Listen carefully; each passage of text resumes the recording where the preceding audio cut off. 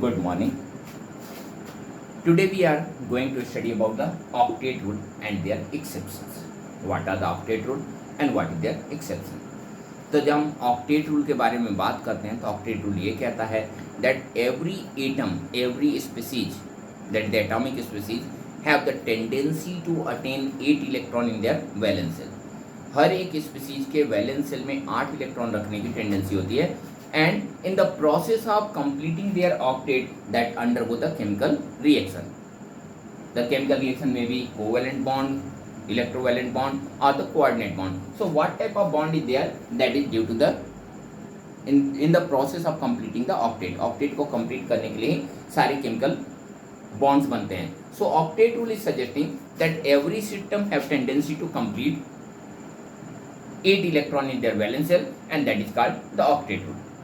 कहाँ से आए ऑक्टेट रूल? वैसे मैंने लास्ट वीडियो में आपको बताया था कि जब हमने देखा पीरियोडिक टेबल में तो हमें कुछ ऐसे एलिमेंट्स मिले जिनके ऑक्टेट कंप्लीट थे या कुछ ऐसे एलिमेंट्स मिले जो कि केमिकल रिएक्शन में पार्टिसिपेट नहीं करते थे. जो एलिमेंट केमिकल रिएक्शन में पार्टिसिपेट नहीं करते थे उन एलिमेंट्स में थे helium, neon, argon, krypton and xenon. और जब हमने देखा what is common in it तो हमने पाया कि हीलियम के अलावा ये सारे एलिमेंट यानी argon, krypton, xenon, radon, neon सारे के सारे कंप्लीट ऑक्टेट रखते हैं यानी वैलेंस सेल में 8 इलेक्ट्रॉन कैरी करते हैं and that is the reason for their stability. Helium इसलिए ऑक्टेट नहीं कैरी करता क्योंकि उसके पास एक्चुअली ऑक्टेट होता ही नहीं है. हीलियम फर्स्ट पीरियड का एलिमेंट है और वहाँ पे सिर्फ यस सबसेल होता है, डीपी सबसेल होता नहीं, यानी 8 इलेक्ट्रॉन वो कैरी कर ही नहीं सकता. इस वजह से वहाँ पे ऑक्टेट नहीं, वहाँ पे कंप्लीट ड्यूप्लेट चलता है. अब हम मेनली देखने जा रहे हैं कि what are the exception of octet rule. अगर हम एक्सेप्शन की बात करें तो 3 एक्सेप्शन हैं. पहला है that is called the electron deficient species. ऐसे स्पीसीज जिसमें ऑक्टेट कंप्लीट ही ना हो. तो ये है आपका एग्जाम्पल AlCl3. नॉर्मली ग्रुप 13 के जितने भी एलिमेंट्स हैं वो इसी कैटेगरी में आते हैं. या फिर BH3, ये भी ग्रुप 13 से बना है, ये भी ग्रुप 13 से बना है. Aluminium chloride and hydroborane. अगर एल्युमिनियम क्लोराइड के इलेक्ट्रॉन डॉट स्ट्रक्चर को देखें तो एल्युमिनियम के पास टोटल 3 इलेक्ट्रॉन्स होते हैं और वो क्लोरीन के एक इलेक्ट्रॉन्स मिलके केमिकल बॉन्ड बना देता है. और इस तरह से अगर देखें तो क्लोरीन का ऑक्टेट तो कंप्लीट हो जाता है लेकिन एल्युमिनियम के ऑक्टेट में सिर्फ 6 इलेक्ट्रॉन ही रह जाते हैं. मैंने क्लोरीन के सारे इलेक्ट्रॉन्स इसलिए नहीं शो किए क्योंकि हमें उसकी जरूरत नहीं थी. तो क्लोरीन के वैलेंस सेल में सिर्फ 6 ही इलेक्ट्रॉन रह जाते हैं. अब अगर हम ऑक्टेट रूल को सही मान रहे हैं तो ऐसे स्पीसीज को अनस्टेबल होना चाहिए. लेकिन आप सबने एल्युमिनियम क्लोराइड के बारे में बहुत बार पढ़ा होगा. AlCl3 एल्युमिनियम क्लोराइड लैब में देखा होगा. That mean the species is stable species. तो या तो ऑक्टेट रूल सही होगा या तो ये स्टेबल नहीं होना चाहिए. दोनों चीजें साथ साथ कैसे हो सकती हैं? ये स्टेबल भी है और ऑक्टेट रूल भी सही है. बगैर ऑक्टेट के स्टेबल कैसे हो गया? अगर ऑक्टेट रूल सही है तो अब यहाँ पे देखें तो किसी वजह से क्या इसमें कोई स्टेबिलिटी आ रही है? क्या ऐसे स्पीसीज को स्टेबल होना चाहिए? एक्चुअली AlCl3 या ऐसे स्पीसीज स्टेबल होते हैं ड्यू टू द डाइमराइजेशन. अब डाइमराइजेशन क्या है? आई थिंक साइकिल का चेन आप लोगों ने देखा होगा और साइकिल के चेन में छोटे छोटे से लिंक्स होते हैं. अगर हर एक लिंक को मोनोमर मान लिया जाए तो जब 2 लिंक आपस में मिलते हैं तो इस कॉम्बिनेशन को हम कहते हैं डाइमर. अगर एक लिंक मोनोमर है तो 2 मिलके डाइमर. और डाइमर बनने के प्रोसेस को क्या बोलेंगे? Dimerisation. Then this is the dimer and dimerisation. अगर 3 जुड़े ट्राइमर, 4 जुड़े टेट्रामर और बहुत सारे जुड़े पॉलीमर. पॉलीमर टर्म तो आप लोगों ने सुना ही होगा, बहुत ही कॉमन टर्म है, बहुत जगहों पे यूज किया जाता है. लेकिन ये डाइमर बना के कैसे स्टेबल हो जाएगा? अब हम इसी को फिर से ड्रा कर देते हैं, इसी स्ट्रक्चर को, इसी कंपाउंड को इसके बॉन्ड के बेसिस पे. ये है आपका एल्युमिनियम Al और ये एक यहाँ पे, एक यहाँ पे और एक यहाँ पे 3 बॉन्ड्स बना रहा है. आपको मालूम है कि क्लोरीन के पास टोटल 7 इलेक्ट्रॉन्स होते हैं, यानी 6 electron unbonded in the form of lone pair यहाँ पे अवेलेबल है, और ये है दूसरा AlCl3।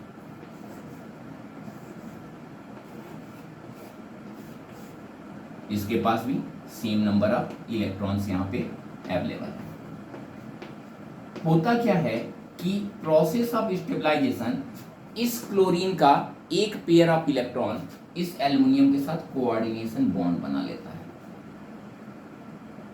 और वैसे इस क्लोरीन का एक इलेक्ट्रॉन इस एल्युमिनियम के साथ कोऑर्डिनेशन बॉन्ड बना लेता है। अब जब दोनों के कोऑर्डिनेशन बॉन्ड बन गए तो आपको मालूम है कि हर एक बॉन्ड में 2 इलेक्ट्रॉन होते हैं, तो यहाँ पे कितने इलेक्ट्रॉन हो गए? 2 इलेक्ट्रॉन यहाँ पे हो गए, 2 इलेक्ट्रॉन यहाँ हो गए, 2 यहाँ हो गए और 2 यहाँ, टोटल 8 इलेक्ट्रॉन इस एल्युमिनियम के साथ। सिमिलरली 8 इलेक्ट्रॉन इस एल्युमिनियम के साथ भी हो गया। सो डाइमर बनने के साथ ही ये अपने ऑक्टेट को कंप्लीट कर लेते हैं। सो द AlCl3 और the electron deficient species survive due to the dimerisation of the species, क्योंकि इनका डाइमराइजेशन हो जाता है, इस वजह से ये स्टेबल होते हैं। लेकिन एक एक्सेप्शन जैसा दिखाई पड़ता है, नोट करना है, नोट कर सकते हैं। एक एक्सेप्शन जैसी चीज भी दिखाई पड़ती है जहां पर आपको थोड़ी सी लगती है कि ये कैसे पॉसिबल है, एंड दैट इज द हाइड्रोबोरेन, जिसे हम डाइबोरेन भी कहते हैं, BH3 जो सर्वाइव करता है B2H6 के फॉर्म में। अब क्या हूं, ये भी तो AlCl3 जैसा दिख रहा है, इसमें क्यों एक्सेप्शन जैसा बन रहा है? अब ये देखिए, ये है आपका हाइड्रोजन, हाइड्रोजन और हाइड्रोजन, और ये दूसरा आप कह सकते हैं ये बिल्कुल सेम तो बन रहा है स्ट्रक्चर जैसा AlCl3 का बना था, लेकिन यहाँ पे यूनिकनेस है। वहाँ पे क्लोरीन के पास लोन पेयर ऑफ इलेक्ट्रॉन था। अब वो लोन पेयर ऑफ इलेक्ट्रॉन क्या कर रहा था? वो lone pair of electron he coordinate बना के ऑक्टेट को कंप्लीट कर रहा था। लेकिन यहाँ पे बोरान के वैलेंस शेल में सिर्फ 3 इलेक्ट्रॉन हैं जो ऑलरेडी बॉन्ड में पार्टिसिपेट कर चुके हैं। वैसे भी बोरान के ऑक्टेट को कंप्लीट नहीं करने जा रहा, और क्लोरीन की जगह पे हाइड्रोजन लगा हुआ है। हाइड्रोजन के पास तो एक ही इलेक्ट्रॉन ही होता है, टोटल एक ही इलेक्ट्रॉन होता है। वैलेंस शेल इनर शेल की बात ही हम नहीं कर रहे हैं, टोटल इलेक्ट्रॉन एक ही होता है, और वो एक इलेक्ट्रॉन ऑलरेडी बॉन्ड में है। तो यहाँ पे क्या कोई शेयरिंग होगी? यहाँ पे कोई शेयरिंग जैसा कंडीशन बन ही नहीं रहा। होता ये है कि ये बॉन्ड शिफ्ट होके यहाँ चला जाता है, just like hyper conjugation. Class 11th में, सॉरी क्लास 11th ही चल रहा है, आगे चल के आप पढ़ेंगे। और ये बॉन्ड यहां से शिफ्ट होके यहां आ जाता है। अब ऐसा होने से होता क्या है, ये कंडीशन आ गई BH3,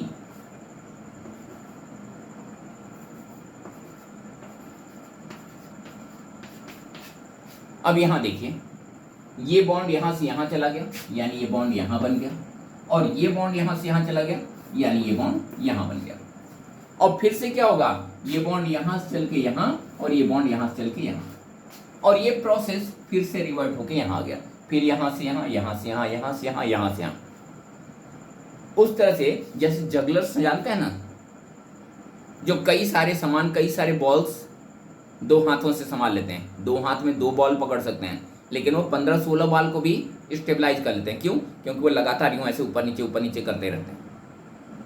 सिमिलरली ये बॉन्ड्स क्योंकि लगातार यूं घूम रहे हैं, इसकी वजह से इनकी एक्चुअल कंडीशन क्या बन जाएगी? ऊपर का हम हटा दे रहे हैं, तो इनकी एक्चुअल कंडीशन क्या बन जाएगी? नीचे की जगह ऊपर लिख रहे हैं, तो यहाँ पे एक्चुअल कंडीशन ये बन जाएगी, ये है बोरान, ये 2 हाइड्रोजन तो जैसे थे वैसे ही हैं, ये 2 हाइड्रोजन हैं जहां पर कि बॉन्ड जो है वो शिफ्ट हो रहा है।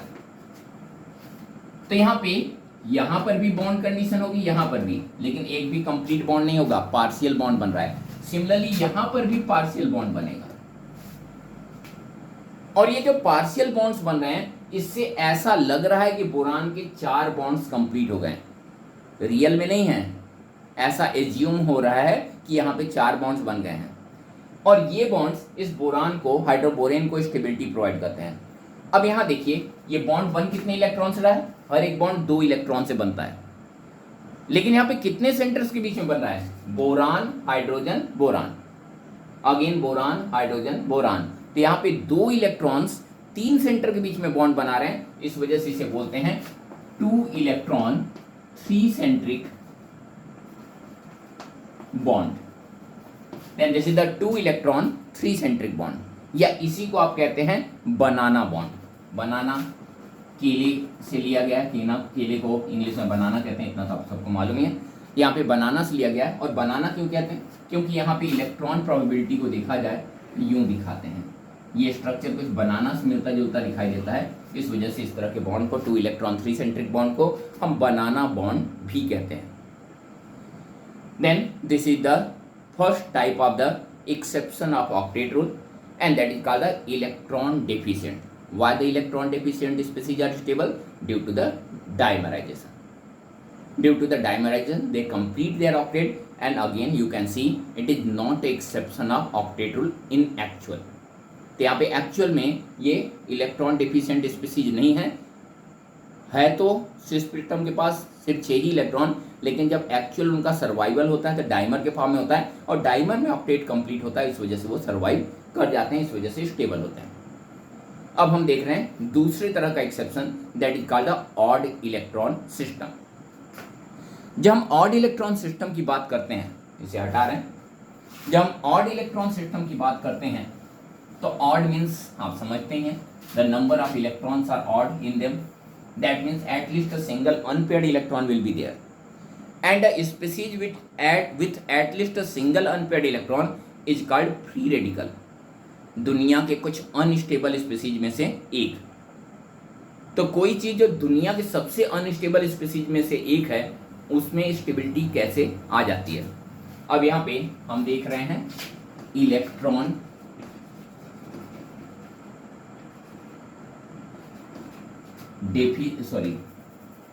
ऑड इलेक्ट्रॉन सिस्टम्स देख रहे हैं, ऑड इलेक्ट्रॉन सिस्टम, और बेस्ट एग्जांपल है NO2। ये है नाइट्रोजन जिसके पास टोटल 1 2 3 4 और 5 इलेक्ट्रॉन उसके वैलेंस शेल में है। ये ऑक्सीजन के साथ बॉन्ड बनाता है, तो एक तो सिंपल कोवेलेंट बॉन्ड बनाता है और दूसरा कोऑर्डिनेट बॉन्ड बनाता है। अब यहाँ पे अगर हम नाइट्रोजन के ऑक्टेट को देखें तो octet is not completed, total 1 2 3 4 5 6 और 7, या फिर 1 2 3 4 5 6 एंड 7 इलेक्ट्रॉन्स होते हैं। ऑड नंबर ऑफ इलेक्ट्रॉन है, ऑक्टेट कंप्लीट नहीं है, तो इस स्पीसीज को हाईली अनस्टेबल होना चाहिए, लेकिन ये फिर भी स्टेबल है। ऐसा कैसे पॉसिबल है? अब अगर हम इसे यूं शो करें, this is the nitrogen, double bond O and coordinate bond O, और एक यहाँ पे अनपेयर्ड इलेक्ट्रॉन है। सिमिलरली अगर एक और नाइट्रोजन को लें तो यहाँ पे है double bond O, coordinate bond O और एक अनपेयर्ड इलेक्ट्रॉन। होता यह है कि ये अनपेयर्ड इलेक्ट्रॉन्स आपस में कंबाइन होकर एक बॉन्ड का फॉर्मेशन कर लेते हैं, और जब बॉन्ड का फॉर्मेशन कर लेते हैं तो यहाँ पे देखिए 7 इलेक्ट्रॉन तो थे ही, एक और इलेक्ट्रॉन को आ जाने से क्या हुआ, कंप्लीट ऑक्टेट बन गया। Then again the odd electron systems are stable due to the dimerization. Then these species also survive in the form of dimer, and due to the dimerization such species are stable by the nature. तो यहाँ तो हो गया आपका 2 exceptions, पहला हुआ electron deficient species और दूसरा हुआ आपका ऑड इलेक्ट्रॉन सिस्टम। और अब हम देखने जा रहे हैं the third one, that is called the expanded octet system. अब एक्सपेंडेड ऑक्टेट क्या है? जिसके ऑक्टेट में या जिसके वैलेंस शेल में 8 से ज़्यादा इलेक्ट्रॉन हो उन्हें हम कहते हैं एक्सपेंडेड ऑक्टेट सिस्टम। क्या ऐसा कोई सिस्टम है? क्या आपको ऐसा कोई सिस्टम याद है?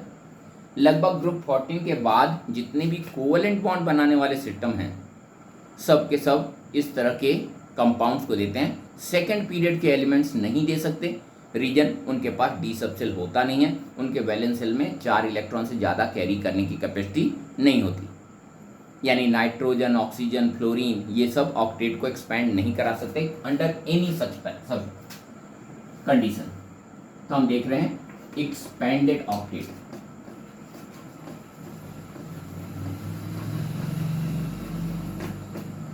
एक्सपेंडेड ऑक्टेट क्या है? जब 8 से ज़्यादा इलेक्ट्रॉन, जैसे ये कंपाउंड PCl5।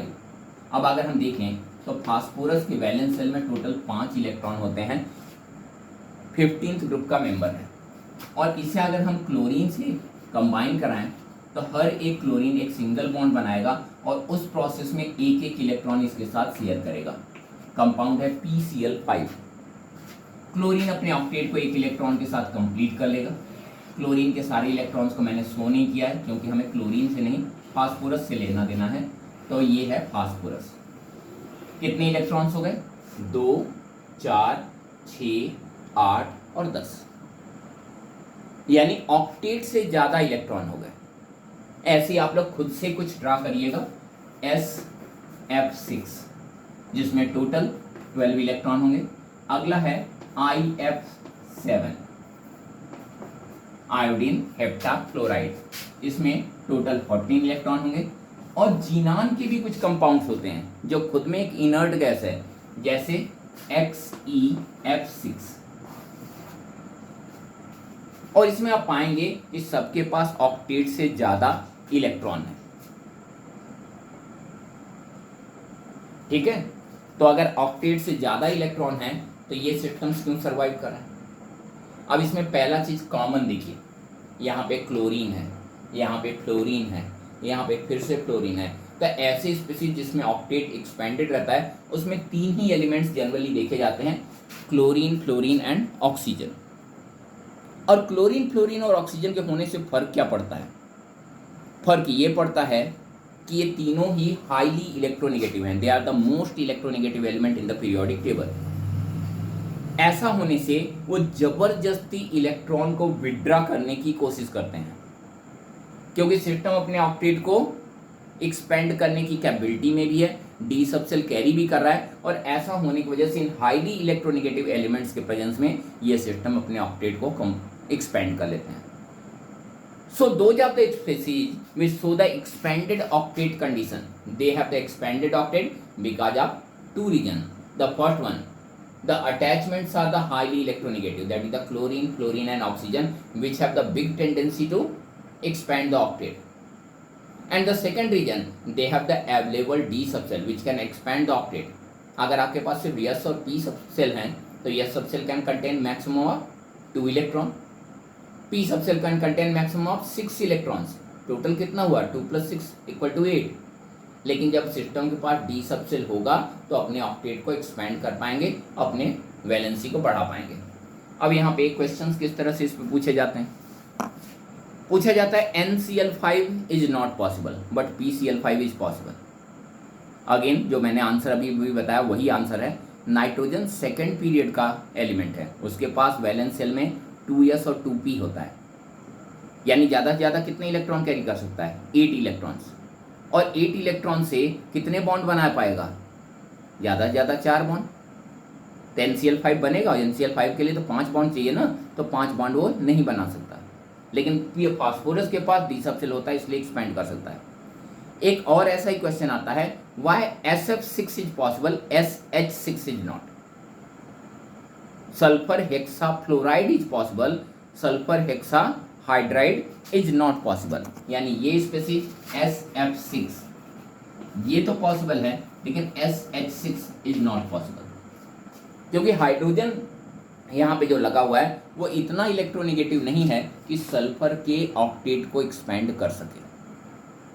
और जब सल्फर का ऑक्टेट एक्सपेंड नहीं कर पाएगा तो ये हेक्सा वैलेंसी कैसे जनरेट करेगा? 6 वैलेंसी के लिए कम से कम 6 पेयर ऑफ इलेक्ट्रॉन चाहिए। अब bond need a bond pair, तो 6 पेयर ऑफ इलेक्ट्रॉन चाहिए जिससे कि ऐसा होगा।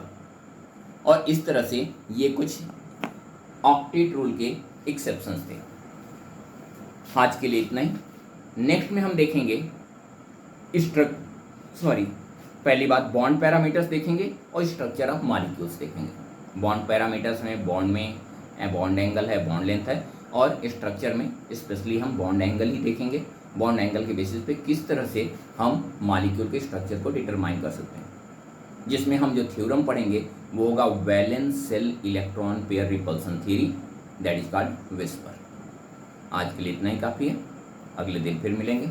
अगर कोई क्वेश्चन पूछना हो तो कमेंट बॉक्स में आप लिख के क्वेश्चन पूछ सकते हैं। I will reply it.